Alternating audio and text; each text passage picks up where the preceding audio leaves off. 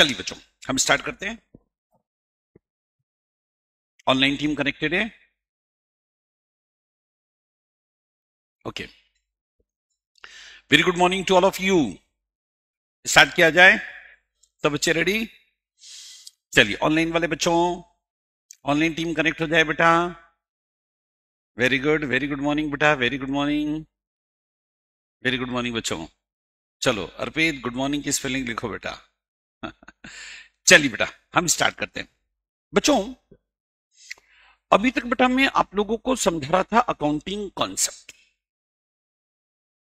Accounting concept में मैं आप लोगों को तकरीबन 6 से 7 कंसेप्ट समझा चुका हूं।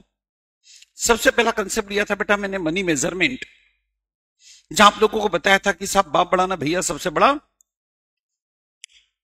एक बिजनेसमैन अपनी बुक्स ऑफ अकाउंट में सिर्फ उन्हीं ट्रांजैक्शन या इवेंट को रिकॉर्ड करता है जिनको हम मॉनेटरी टर्म में मेजर कर सकते हैं, मॉनेटरी टर्म में असेस कर सकते हैं, मॉनेटरी टर्म में रिकॉर्ड कर सकते हैं। नॉन मॉनेटरी ट्रांजैक्शन की कोई जगह नहीं। फिर उसके बाद बेटा सेकंड लिया था मैंने सब्सटेंस ओवर द फॉर्म, जहां आपको ये बताने की कोशिश की थी कि एक बिजनेसमैन साल भर में जमाने भर के ट्रांजैक्शन करता है, लेकिन बुक्स ऑफ अकाउंट में उन्हीं ट्रांजैक्शन या इवेंट को जब आप रिकॉर्ड करने जाओगे तो आप सिर्फ उन ट्रांजैक्शन के ऊपर के पेपर, ऊपर के डॉक्यूमेंट, ऊपर के दस्तावेज को नहीं देखोगे, आप देखोगे उसके अंदर के सही ट्रू फैक्ट को, तथ्यों को, वास्तविकता को। नहीं तो क्या है ना बेटा, ट्रांजैक्शन ऊपर से डेंटिंग पेंटिंग करके तो आपके सामने परोसा जा सकता है, लेकिन अंदर के रियल फैक्ट अलग हो सकते हैं। बराबर बेटा? तो इसीलिए ऐसे केस में हम किसी ट्रांजैक्शन को जब रिकॉर्ड करने जाएंगे ना, हम किसके बेसिस पे रिकॉर्ड करने जाएंगे? हम उस ट्रांजैक्शन के अंदर के रियल फैक्ट, अंदर के रियल सब्सटेंस के बेसिस पे रिकॉर्ड करने जाएंगे। बराबर बेटा?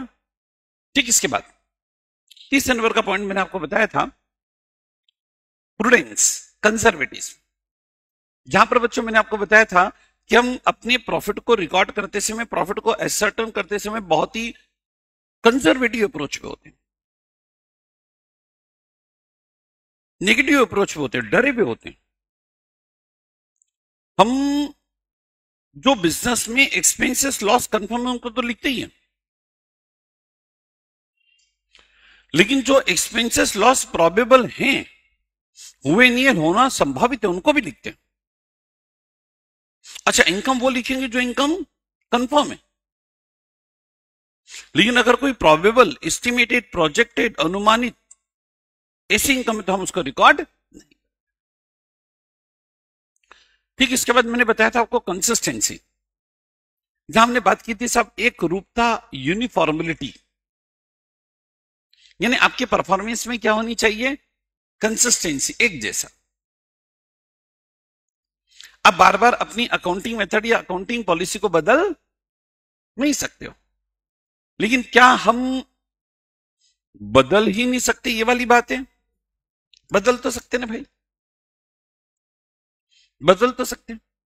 कब बदल सकते हैं? जब 3 में से कोई एक लॉजिकल ग्राउंड हो। पहला ग्राउंड या तो लॉ में चेंज हो जाए, या अकाउंटिंग स्टैंडर्ड में चेंज हो जाए, या for the purpose of proper disclosure, उचित प्रकटीकरण, जिसमें कि हम साबित करेंगे कि सब पुरानी पॉलिसी की कंपैरिजन में नई पॉलिसी ज्यादा बेटर। बराबर बेटा? फिर उसके बाद मैंने नेक्स्ट कंसेप्ट आपके सामने रखा था एक्रूअल। एक्रूअल और कैश, ये एक तरह से आपके बुक्स ऑफ अकाउंट मेंटेन करने की मेथोडोलॉजी। कुछ लोग अकाउंटिंग मेंटेन करेंगे एक्रूअल बेसिस पर, जिसमें आपकी प्रॉफिट की एक्यूरेसी आएगी, सही प्रॉफिट हम एसर्टन कर पाएंगे, क्योंकि हम साल भर का वो इनकम लिखते हैं जो वास्तव में हमने कमा लिया, जिसको कि लीगली में सामने वाले से रिकवर कर सकता हूं। एक्सपेंसेस वो सारे लिख देते हैं जो एक्सपेंसेस हम इन इनकम को कमाने के लिए इनकोर्ड कर चुके। सिमिलरली कैश बेसिस पे जाए तो भाई जो बहुत छोटे छोटे व्यापारी हैं, इधर बेटा फर्स्ट बेंच वाला बच्चों, इधर देखो बेटा, बहुत सारे ऐसे छोटे व्यापारी हैं जिनको आउटस्टैंडिंग प्रीपेड एक्रूड अर्नर्ड नहीं समझ आएगा, तो ऐसे केस में हम उनको बोलते हैं आप अकाउंटिंग कैश बेसिस पे कर लो, जितना पैसा आया वो इनकम, जितना गया वो एक्सपेंसेस। तो वहां हम उनको बोलते हैं साहब अपनी अकाउंटिंग किस बेसिस पे कर लीजिए, कैश। बोलो यहां तक डिस्कस कर चुके थे बेटा? चलिए आज हम डिस्कस करते और नए कंसेप्ट। लिखिएगा बेटा, कॉपी में हेडिंग दीजिएगा,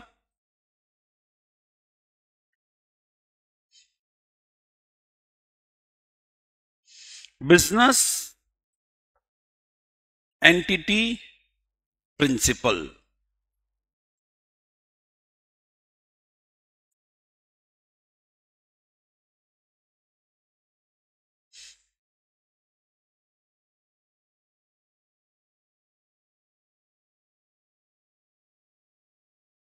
लिखा बेटा?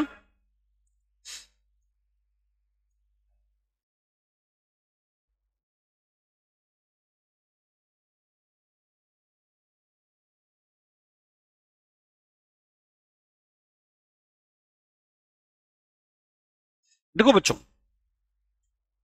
सेपरेट बिजनेस एंटिटी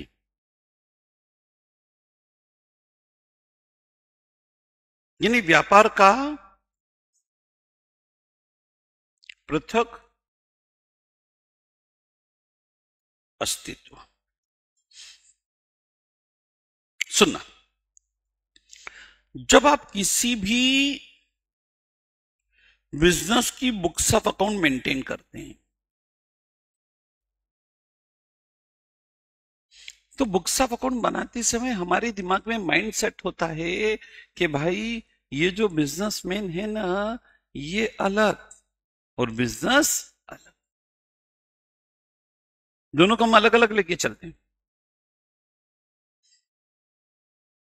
बिजनेस की बुक अगर मेंटेन कर रहे हैं तो इसके अंदर सारे ट्रांजेक्शन कौन से लिखेंगे हम?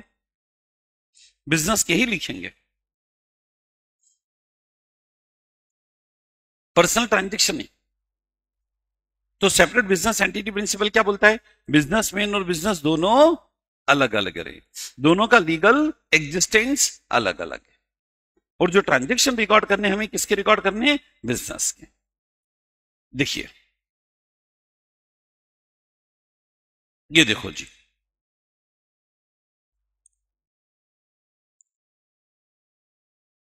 ऊपर हेडिंग दिया बेटा मैंने, सेपरेट बिजनेस एंटिटी, व्यापार का पृथक अस्तित्व। और आप बताओ, ये बिजनेसमैन अलग है और ये बिजनेस अलग है, और बुक्स ऑफ अकाउंट किसकी मेंटेन करनी हमें? बिजनेस की। और आप देखो दोनों कितने अलग अलग हैं, वो आपको इस बात से भी समझ में आएगा। हम बिजनेस ट्रांजेक्शन और पर्सनल ट्रांजेक्शन दोनों को अलग अलग लेके चलते हैं।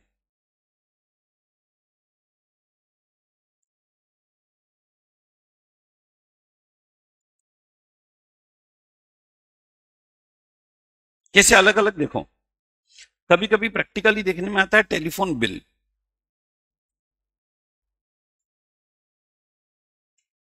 समझना बच्चों, कभी कभी देखने में आता है टेलीफोन बिल। अब आपने क्या काम करा? टेलीफोन बिल, दुकान के टेलीफोन बिल,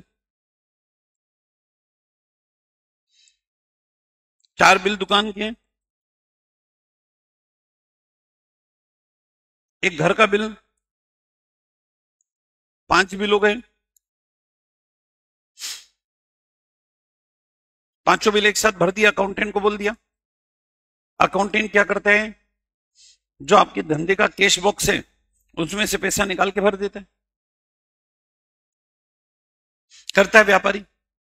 लेकिन आपको ध्यान रखना पड़ेगा, नहीं साहब, सेपरेट बिजनेस एंटिटी प्रिंसिपल है, और उसके अकॉर्डिंग जितने बिल आपने दुकान के भरे वो आपका बिजनेस का एक्सपेंसेस है, जितने पर्सनल भरे वो ड्राइंग से।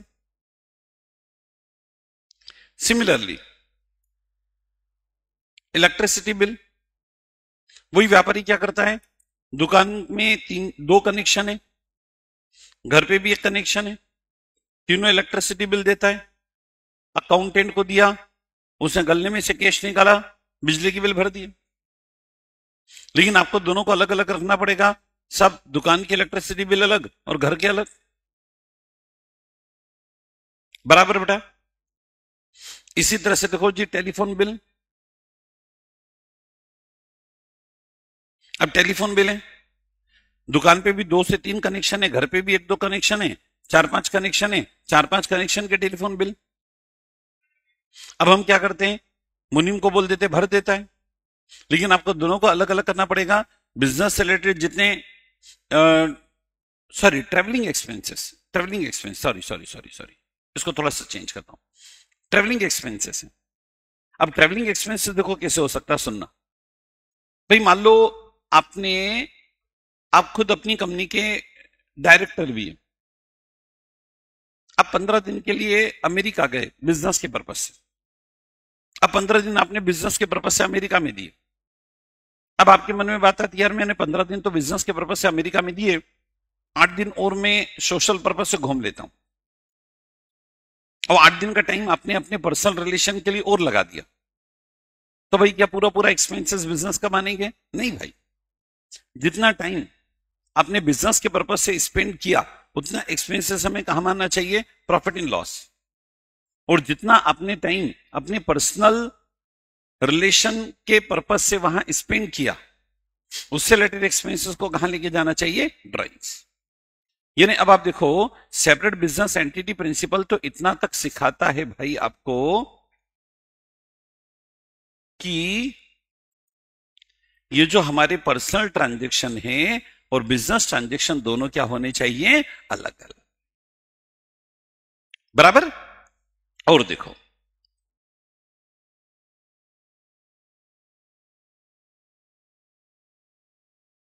सुनना बेटा, कई बार हम देखते हैं one business unit and another business unit, यानी मालिक एक है, बिजनेसमैन एक है। ये जैसे देखो जी, बिजनेसमैन एक है, इस बंदे का ये होटल का भी बिजनेस है, बराबर बेटा। और इस बंदे का रियल एस्टेट का भी बिजनेस है, दोनों का मालिक एक ही है। लेकिन सेपरेट बिजनेस एंटिटी प्रिंसिपल तो ये बोलता है कि दोनों की बुक भी अलग अलग, ताकि मेरे को पता लगे इसका प्रॉफिट कितना है, इसका प्रॉफिट कितना। और यही नहीं बच्चों, हम लोग तो क्या करते हैं, जैसे ये XYZ कंपनी लिमिटेड एक कंपनी है, ये होटल ग्रुप है, इसका एक होटल मुंबई में, एक होटल दिल्ली में। हम तो सेपरेट बिजनेस एंटिटी प्रिंसिपल के बेसिस पे मुंबई की बुक अलग बनाते हैं, दिल्ली की बुक अलग बनाते हैं, ताकि दोनों की प्रॉफिटेबिलिटी अलग अलग निकाली जा सके। यही नहीं, जैसे एग्जांपल के तौर पे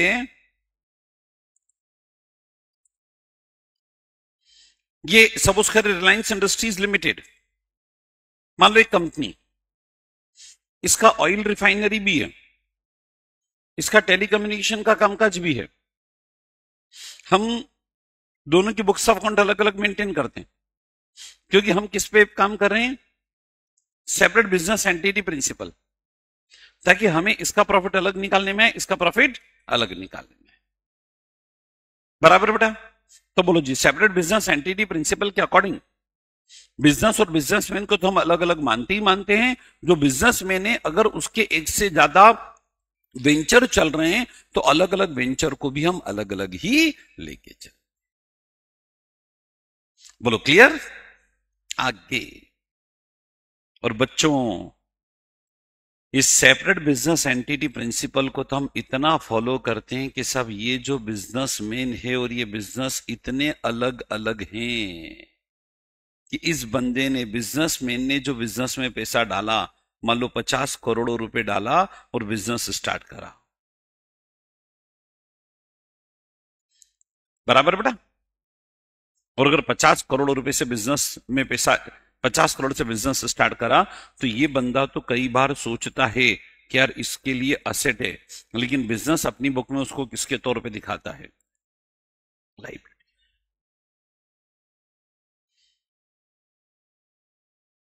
बराबर बेटा। जैसे एग्जांपल के तौर पे चलो इसे देखो,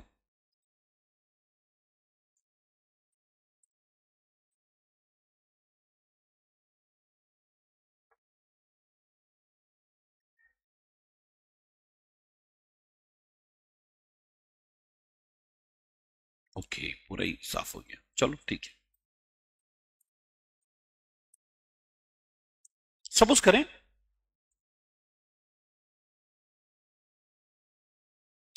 एक मिनट, दो बार, एक मिनट बाद सपोज करें। हाँ बच्चों, ये बैलेंस शीट, ये मान लो जी बिजनेस का मालिक। कभी कभी क्या होता है बेटा, ये जो बिजनेस का मालिक है ना, गेट के बाहर बैठ के बड़ा खुश होता रहता है, सोचता है। देखो अलग अलग विचार उसके दिमाग से निकल रहे हैं। क्या निकल रहे बताएं? बोले साहब देखो, बिल्डिंग मेरी, फर्नीचर मेरा, मशीन मेरी, स्टॉक मेरा, ये असेट, ये असेट, ये असेट। बिजनेस में मैंने टोटल 50 लाख रुपए लगा रखे हैं, 50 लाख का मालिक हूं मैं। ये व्यापारी का नाम है गरीबदास।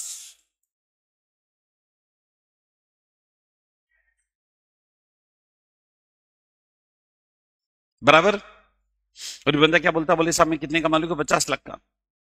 अब बताओ, इस बंदे को अगर बिजनेस की बैलेंस शीट दिखा दी जाए,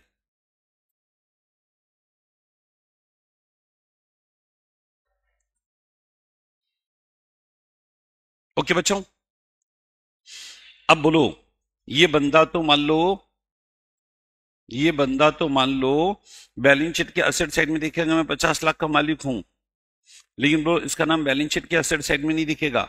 इसको तो टेंशन तब आना है भाई, इसको तो टेंशन तब आना है भाई, जबकि ये बंदा अपना नाम बैलेंस शीट के असेट साइड में देखने के बजाय इसको मिलता है कहां पर?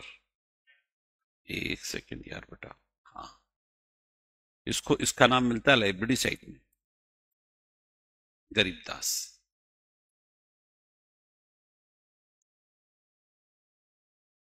और सही है, क्यों सही है? इसके लिए भले ही पर्सनल कैपेसिटी से असेटे के बिजनेस में 50 लाख डाले, बट ये जो बुक मेंटेन की हमने किसकी की है? बिजनेस की। बिजनेस इसको क्या दिखाएगा? लाइबिलिटी।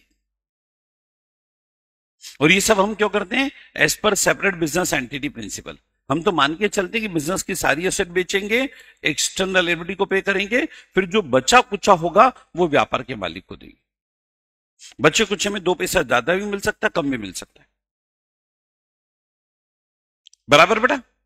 तो इसको कई बार एग्जामिनर पूछता है, क्या पूछता है? Honours investment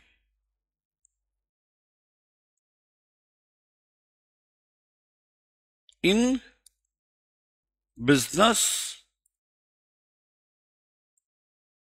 will be treated as liability। मालिक के द्वारा किया गया इन्वेस्टमेंट क्या माना जाता है? लाइबिलिटी। किसके कारण बच्चों?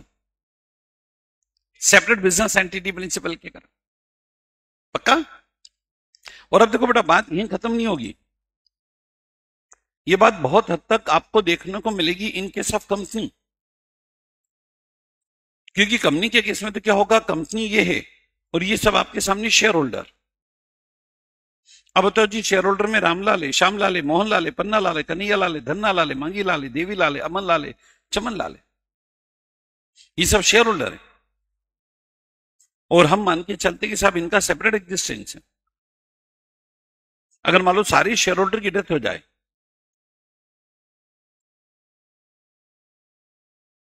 एक भी शेयर होल्डर नहीं बचा, सारे शेयर होल्डर परमानेंटली परमात्मा के पास, तो बताओ क्या कंपनी बंद हो जाएगी क्या? तब भी कंपनी एग्जिस्टेंस में रहेगी। क्यों? क्योंकि इसमें एक शेयर होल्डर, मान लो जैसे एग्जांपल लिया, शेयर होल्डर रामलाल, इसकी डेथ हो गई,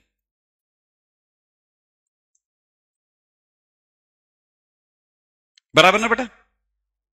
अब अगर मान लो रामलाल की डेथ हो गई ना बच्चों, रामलाल की अगर मान लो डेथ हो गई ना, ये रामलाल का नॉमिनल अकाउंट क्लोज। तो इसके जो लीगल रिप्रेजेंटेटिव बोलो, इसकी जगह वापस कंपनी के शेयर होल्डर बन जाएंगे। और कभी कभी तो देखना पड़ेगा बेटा, गया एक आ गए 5, 1 2 3 4, एक आगे भी 5, बराबर बेटा? तो कंपनी में तो हम इतना सेपरेट एग्जिस्टेंस देखते हैं कि शेयर होल्डर अलग, कंपनी अलग। बल्कि शेयर होल्डर को लगता है कि कंपनी ने उनके साथ फ्रॉड करा, तो शेयर होल्डर कंपनी के अगेंस्ट लीगल सूट फाइल कर सकते हैं। कंपनी को लगा शेयर होल्डर ने उनके साथ फ्रॉड करा, तो कंपनी शेयर होल्डर के अगेंस्ट लीगल सूट फाइल कर सकती। बराबर बच्चों, इसको क्या नाम देते बेटा? Separate business entity principle. बोली बच्चों, क्या यहां तक सब बच्चों को क्लियर?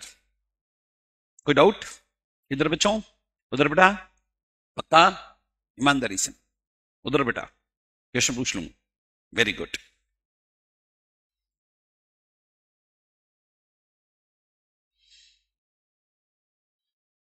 अब लिखिए बेटा नेक्स्ट कंसेप्ट। ऑनलाइन वाले बच्चे भी नोट करते जाए बेटा। हाँ बेटा, हाँ बेटा,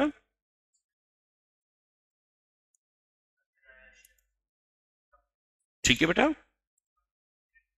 ठीक है बेटा, हाँ बेटा,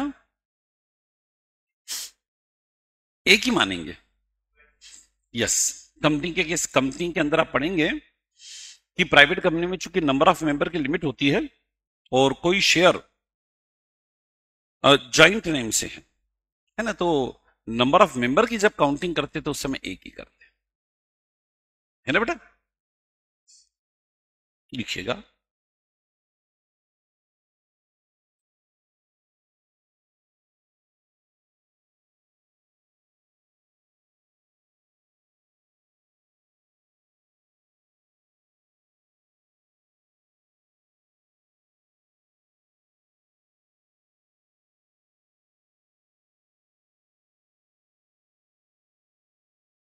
पीरियोडिसिटी कंसेप्ट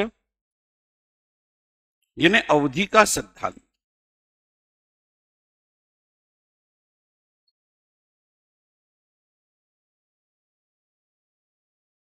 ओके,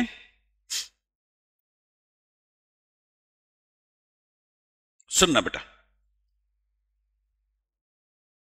ये बिजनेसमैन, ये आपके सामने बिजनेस,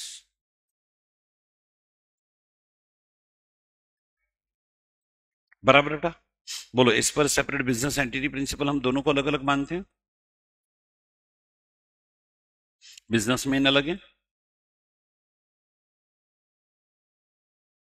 ना, बिजनेस अलग है। अब बिजनेस की अकाउंटिंग हम ये सोच के करते हैं कि एक बार अगर मैंने कोई बिजनेस स्टार्ट किया, अगर एक बार मैंने बिजनेस स्टार्ट किया तो मेरा बिजनेस गोइंग कंसर्न एजम्पशन पर लगातार चलेगा, कंटिन्यूस चलेगा, चलता चला जाएगा, चलता चला जाएगा, चलता चला जाएगा, चलता चलता ही चला जाएगा। तो मैं आगे चल के बच्चों आप लोगों को एक कंसेप्ट पढ़ाने वाला हूं, शायद आपने नाम सुना होगा, उसका नाम क्या होगा? Going concern assumption.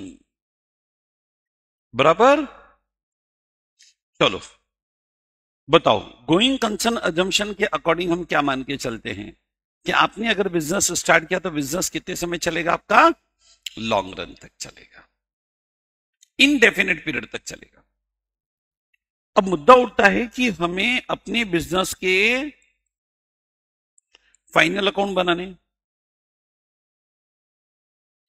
बराबर बेटा। तो फाइनल अकाउंट हम बनाए तो कैसे बनाएं? क्या हम फाइनल अकाउंट तब बनाए जब बिजनेस को क्लोज करेंगे? नहीं भाई, उस समय तो हमें अलीगढ़ का एक बड़ा ताला मंगाना है और ताला लगाना है। फाइनल अकाउंट का मतलब ये मतलब कुछ जो मतलब इंटेलिजेंट लोग हैं वो ये मानते हैं कि जब धंधा फाइनल हो तब बनाओ। ऐसा नहीं है ना यार बेटा। फाइनल अकाउंट का मतलब ये निकलेगा बेटा, क्योंकि फाइनल अकाउंट से देखो आप क्या निकालोगे, अपने बिजनेस का आकलन करेंगे, मूल्यांकन करेंगे। माना गोइंग कंसर्न नहीं बोलता है कि हमारा बिजनेस इनडेफिनेट पीरियड चलेगा, लेकिन वहीं एक पीरियोडिसिटी कंसेप्ट आता है, वो बोलता है बिजनेस लंबे समय चलेगा, लेकिन इस लंबे समय को छोटे छोटे पीरियड में बांटो। और यूजुअली ये जो छोटे छोटे पीरियड होंगे कितने कितने महीने के होंगे? 12 महीने। और ये जो 12 महीने का पीरियड होगा इसी को नाम देते बेटा हम accounting year, current year, financial year. कुछ लोग अकाउंटिंग ईयर बोल देते हैं, कुछ लोग करंट ईयर बोल देते हैं, और कुछ लोग क्या बोल देते हैं? Financial year. बराबर बेटा। अच्छा, अब ये 12-12 महीने का आपने अकाउंटिंग ईयर क्यों डिटरमाइन करा? ताकि हम 12-12 महीने का अपना असेसमेंट कर सकें, आकलन कर सकें। आकलन कैसे करते भाई? फाइनल अकाउंट बनाकर, जिसमें आपने ट्रेडिंग पीएनएल बनाया, तो उससे आप निकालते हो हमने कितना जीपी, कितना एनपी कमाया। बैलेंस शीट बनाते हो तो उससे आपको अपनी फाइनेंशियल पोजीशन पता लगती है कि हमारी फाइनेंशियल पोजीशन क्या है।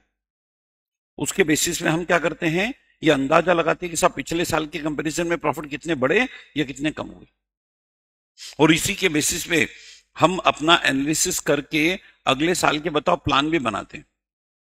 ये नेक्स्ट ईयर के प्लान बना लेते हैं।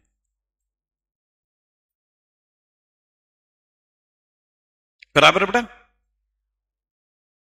तो पीरियोडिसिटी कंसेप्ट क्या बोलता है? पीरियोडिसिटी जो कंसेप्ट है ना बेटा, ये हमारे अकाउंटिंग पीरियड को डिफाइन करता है।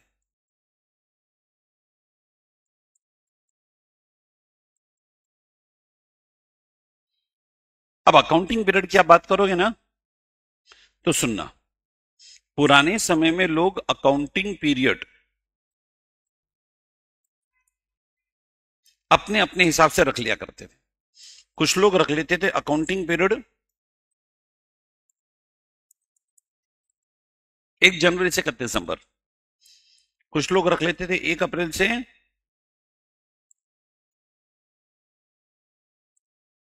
31 मार्च, कुछ लोग रख लेते थे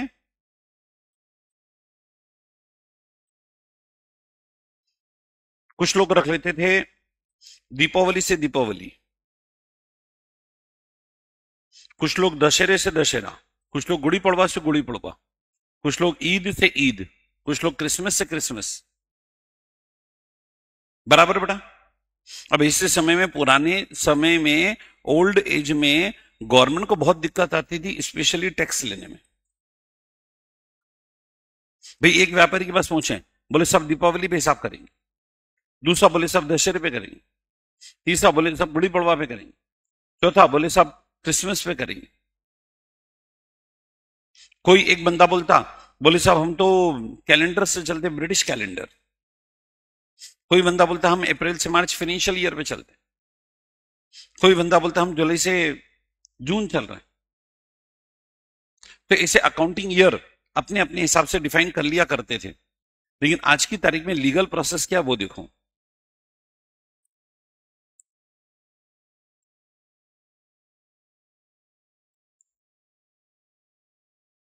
कंपनी एक्ट सेक्शन 128,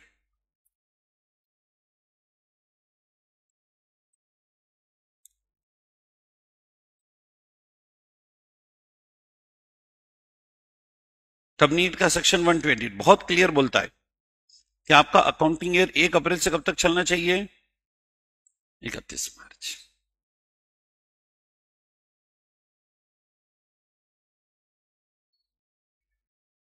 बराबर बेटा।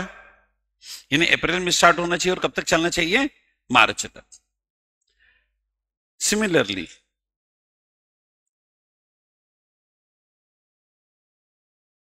इनकम टैक्स एक्ट 1961 ये भी बहुत क्लियरली बोलता है, इनकम टैक्स एक्ट का सेक्शन 3 ये भी बहुत क्लियर बोलता है कि भाई आप अपनी अकाउंटिंग दीपावली से दीपावली की करो, गुड़ी पड़वा से गुड़ी पड़वा की करो, ईद से ईद की करो, राखी से राखी की करो, है ना। लेकिन इनकम टैक्स डिपार्टमेंट में जब भी आओगे तो आपको अपने हिसाब किताब कब से कब तक के लाने हैं? अप्रैल टू मार्च।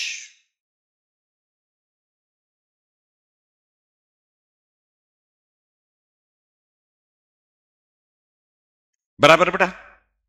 पक्का? बोलो, क्या पीरियोडिसिटी कॉन्सेप्ट यहां तक सब बच्चों को क्लियर? बहादुर बच्चों, पीरियोडिसिटी में किसी प्रकार का डाउट हो तो पूछो। इधर वाला ग्रुप बेटा, पक्का? एग्जाम के बाद पूछूंगा मैं। गुड। चलिए बच्चों आगे बढ़ते हैं।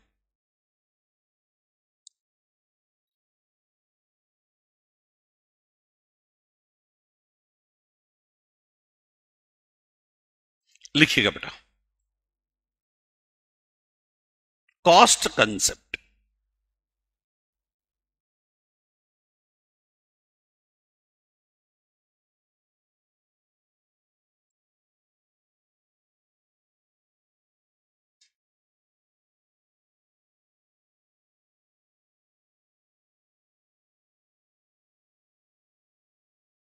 हटा दें।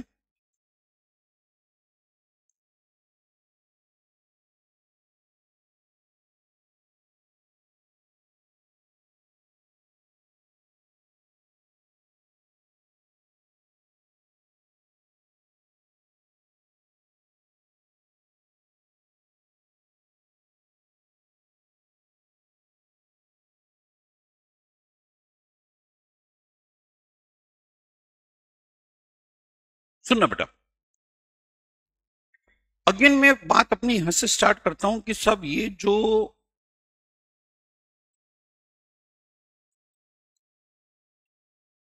बिजनेसमैन है, ये बंदा बताओ जी साल भर में अपने बिजनेस में कई सारे ट्रांजैक्शन कर रहा है, यानी व्यवहार कर रहा है। व्यवहार यानी कि माल खरीदना बेचना, purchase purchase return, sale sale return, या बिजनेस में कई सारे इवेंट यानी घटनाएं घटित होती है। अब बताओ जो भी ट्रांजैक्शन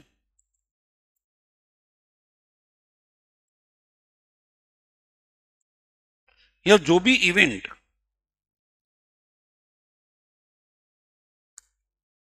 जो भी ट्रांजैक्शन या जो भी इवेंट हुए हैं, हम उन्हीं ट्रांजैक्शन को रिकॉर्ड करते हैं जिनको मॉनेटरी टर्म में वैल्यू कर सकते हैं। नॉन मॉनेटरी को तो रिकॉर्ड नहीं करते, बराबर ना बेटा। अब जब उनकी मॉनेटरी वैल्यू निकालते हैं ना, तो मॉनेटरी कौन सी वैल्यू लेते हैं हम? कॉस्ट। मॉनेटरी वैल्यू में तो मार्केट वैल्यू भी आती है, बट मार्केट वैल्यू नहीं। कौन सी वैल्यू बच्चों? कॉस्ट। तो ऐसे केस में किसी भी ट्रांजेक्शन को रिकॉर्ड करें, उसकी एक्चुअल कॉस्ट पे रिकॉर्ड करें, उसकी जो इनिशियल एंट्री है।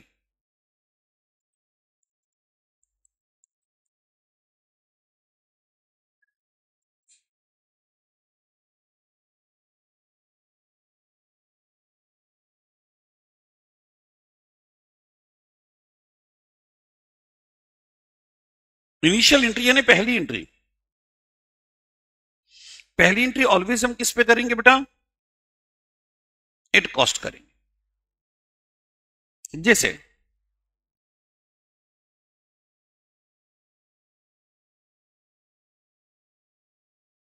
मान लीजिए आपने गुड्स परचेस करा 5 लाख में,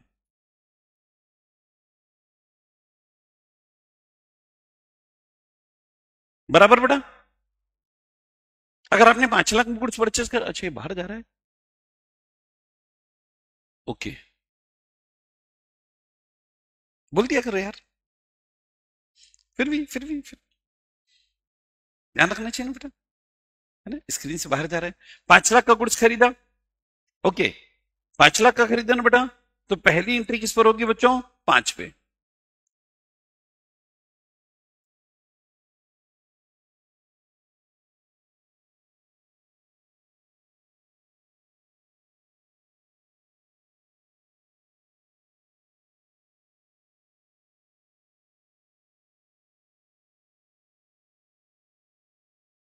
क्लियर?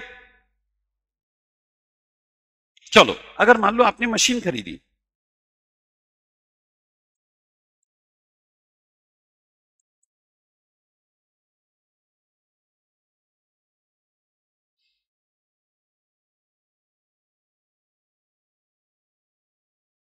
अब 80 लाख रुपए की मशीन खरीदी, तो बोलो जी पहली एंट्री किस पे होगी?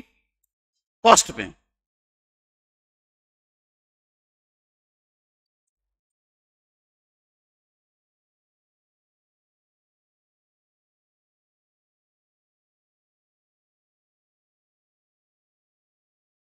देखो बाद में ऐसा हो सकता है कि डिप्रिसिएशन के कारण इसकी वैल्यू चेंज हो जाए,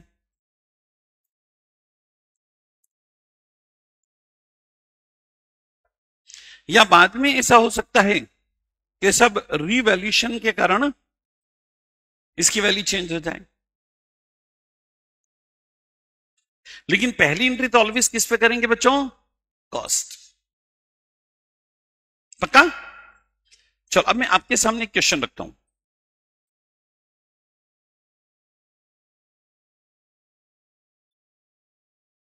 ये चलो जी बताना, ये हमारे फेमस किरदार मिस्टर पारस।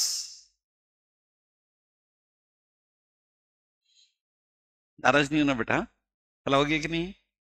दूसरे बच्चे का एग्जाम्पल ले ली क्या? पारस भाई, अब पारस भाई ये बताओ, मान लो पारस भाई ये मशीन खरीदने गए साहब, और ये मशीन की जो मार्केट में वैल्यू है ना, मार्केट भी बजाय मैं और अच्छा शब्द यूज करता हूं, इस मशीन की फेयर मार्केट वैल्यू है भाई 5 लाख। लेकिन पारस भाई ने उस दुकानदार को इतना ज्ञान बांटा, इतना ज्ञान बांटा, इतना घुमाया, वो 5 लाख से कम में किसी कीमत पे देने को तैयार नहीं था, लेकिन उन्होंने इतना घुमाया कि नहीं साहब ये मेरे को डिस्काउंट में देनी पड़ेगी, कुछ तो डिस्काउंट देना पड़ेगा, कुछ तो मान सम्मान रखना पड़ेगा। और जैसे ही उन्होंने बोला कि मान सम्मान, तो वो खुद हंसने लग गया, यार पारस जैसे लोगों का मान सम्मान, लेकिन फिर भी ये अड़ गए कि नहीं साहब मैं तो कुछ तो कम में लेके जाऊंगा।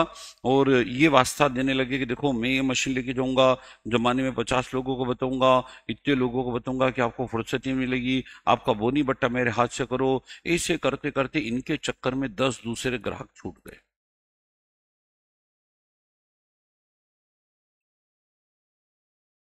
उसने थक हार के 5 लाख की मशीन, मतलब 5 लाख, मतलब 5 लाख ऐसी वैल्यू की किसी को फोन पे भी बोलोगे कि 5 लाख की मशीन है तो आपको गूगल पे कर देगा 5 लाख,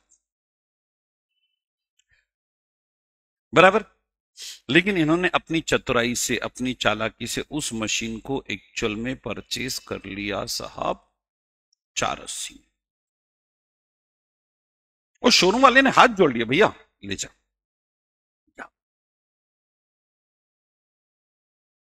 थक हार गया। अब आप ये बताओ कि जब आप एंट्री करने जाओगे तो कितने से करोगे? सोच लो बच्चों।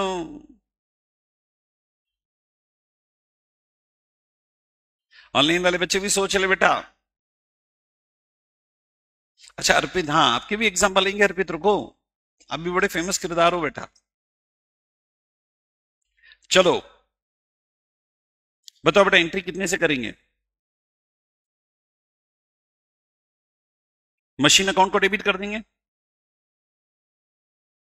बराबर बेटा? बोलो कितने से है?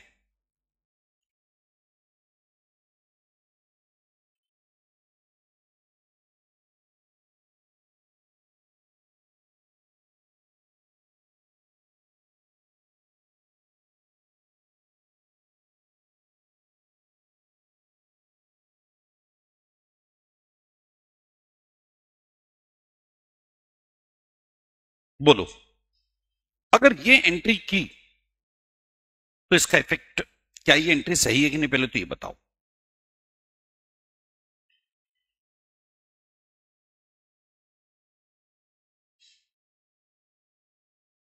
बोलिए बच्चों,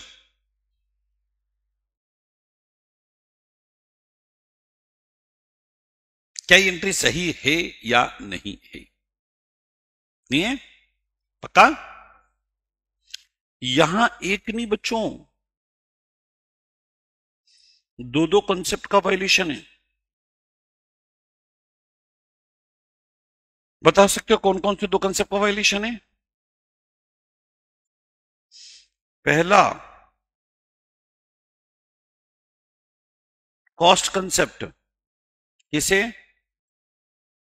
ये जो 5 लाख लिखा है ना,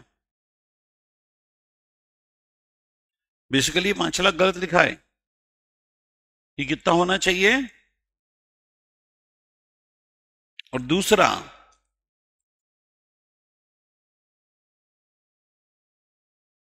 कंजर्वेटिज्म। बताओ, ये 20,000 का प्रॉफिट है, ये जो आपने प्रॉफिट बुक करा ना 20,000, गलत करा है।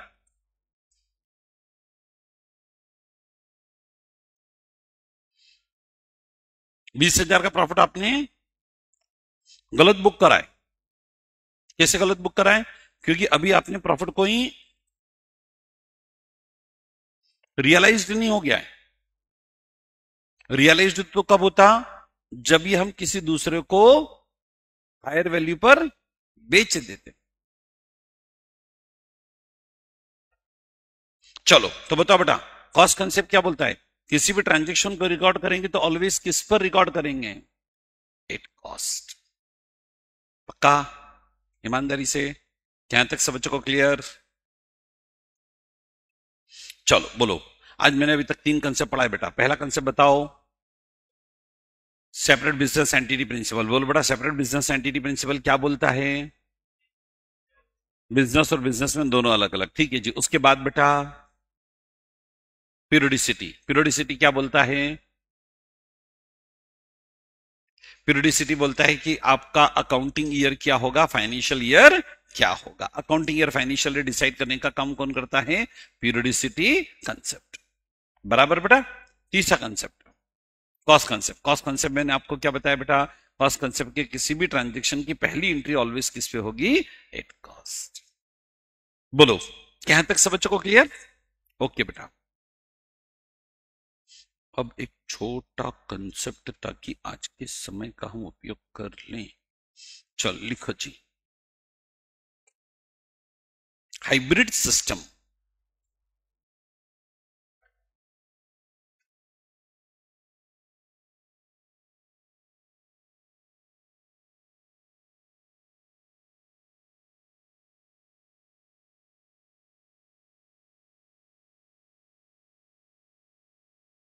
लिखा बेटा? चल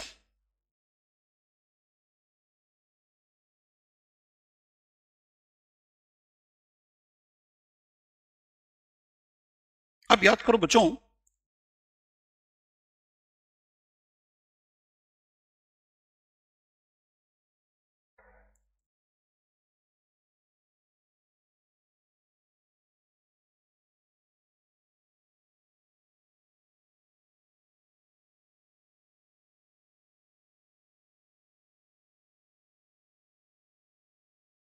सुनना। हम बात करें बेटा basis of maintaining books of account. Books of account को मेंटेन करने के आधार। बराबर। याद करो बेटा, बुक्स ऑफ अकाउंट को मेंटेन करने के लिए पहला बेसिस मैंने आपको बताया था एक्रूअल बेसिस।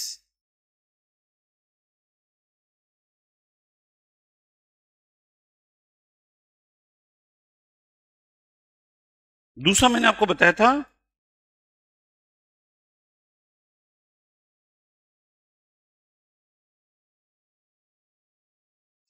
याद है? अब बच्चों इन दोनों का एक कॉम्बिनेशन पर बेस्ड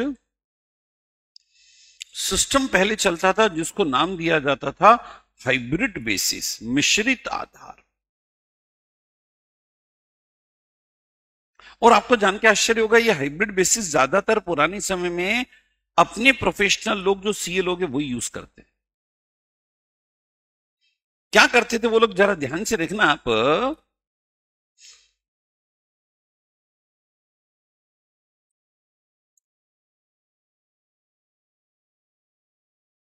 देखो जी,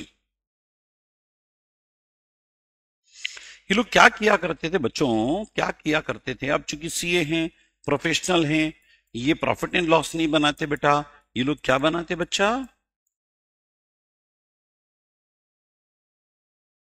इनकम एंड एक्सपेंडिचर अकाउंट।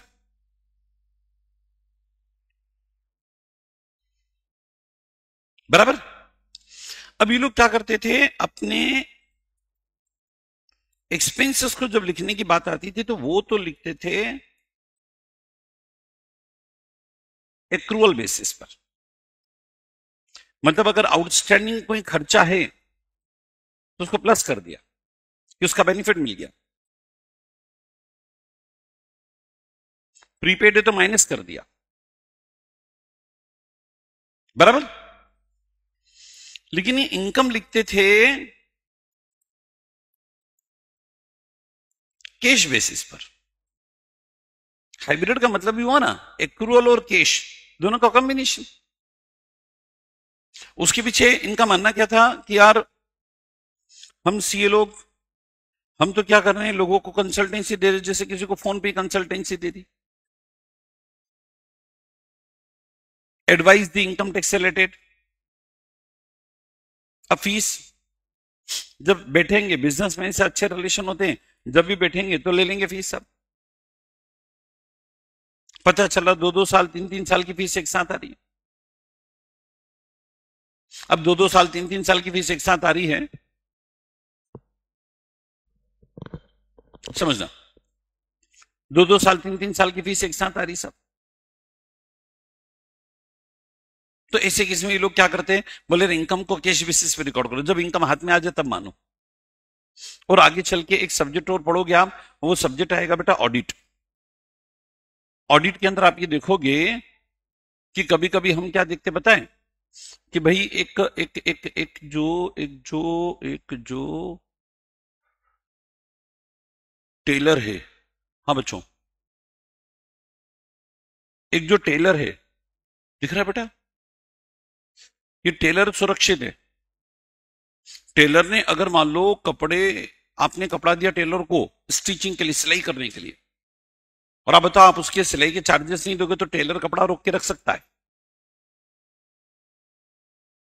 इसी एक ड्राई क्लीनर जो आपके कपड़ों का ड्राई क्लीनिंग कर रहा है,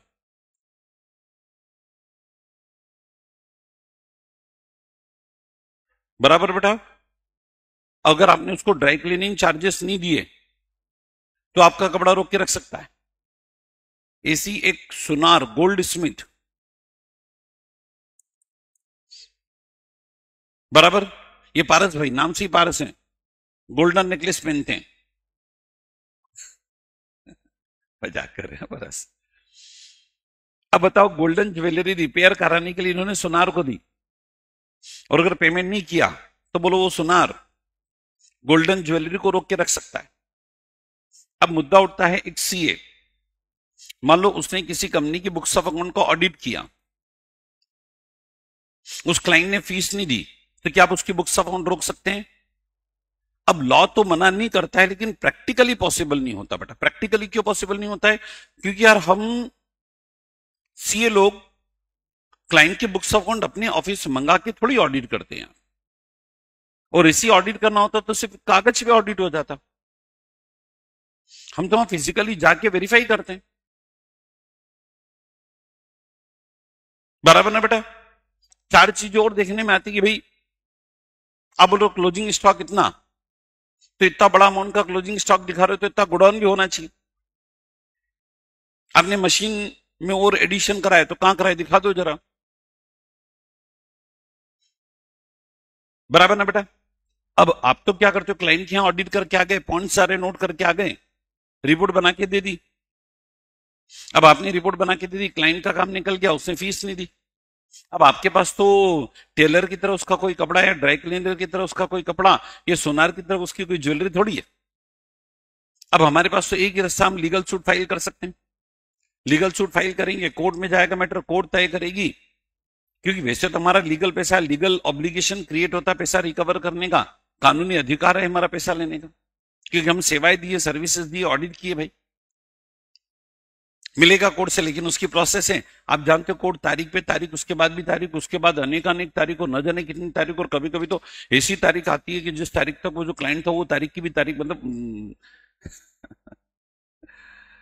तब कोर्ट का डिसीजन आया यार।